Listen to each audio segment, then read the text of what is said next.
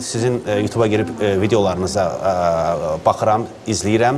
Bir sıxıntım olanda, yəni biraz yüngüllük tapıram. Bir sual verəcəm. Sıxıntıların insana xeyri var. Bunları bilsək, həyatda xoşbəxt yaşayarıq. Bunu siz demişsiniz.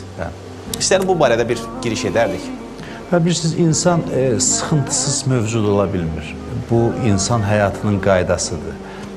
Belə bir misal deyək. Məsələn, bir insan üzgüçülüyü öyrənmək istəyirsə, mütləq dənizə baş vurub su ilə mübarizə aparmalıdır.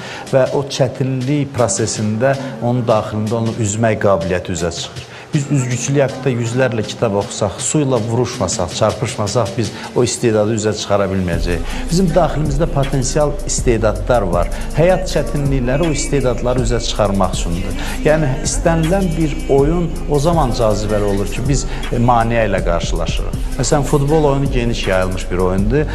Təsəvvür edin ki, meydan boş olsun, topu bir nəfərə ver və denən ki, get boş qapıya vur.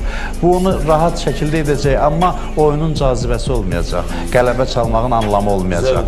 Zövq olmayacaq. Həyat da təxminən belə bir şeydir. Biz həyatda maneələrlə, sıxıntılarla qarşılaşırıq ki, onları aşmaqla özümüz inkişaf edək və həyatın da gözəlliyi bundadır. Yoxsa, inanın, çətinliksiz həyat sıxıcı olar, üzücü olar. Düzdür, biz problemlərdən qaçırıq, amma həyatı problemləri ilə sevməyi bacarmalıyıq. Quranda qeyd olunur, لَقَدْ خَلَقْنَا الْاِنْسَانَ فِي كَبَدْ Biz insanı sıxıntıda yaratdıq, çətinlikdə yaratdıq. Və bu insanı əziyyətə salmaq üçün deyil. Allah bizi əziyyətə salmaq üçün yaratmayıb. Biz əbədi xoşbəxtlik üçün yaranmışıq, əbədiyyət üçün yaranmışıq. Və qısa ömür müddətində biz o əbədiyyətə səfər hazırlığı görməliyik. Yəni, biz ruhən böyüməliyik ki, uca bir aləmə köçə bilək. Bizim ruhumuzla Allah arasında bir mütənasiblik yaranmalıdır ki, biz Allahla görüşəcəyik axı.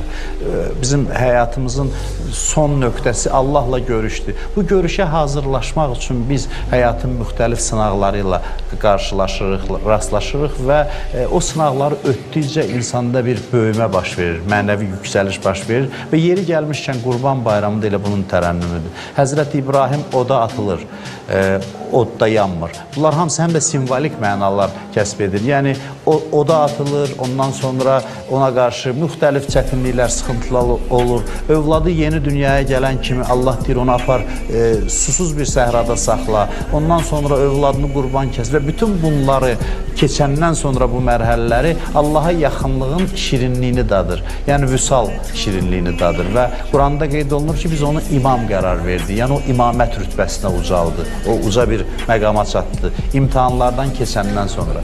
Həyatda biz məqsəd üçün yaşayarıqsa, ali hədəflər üçün yaşayarıq.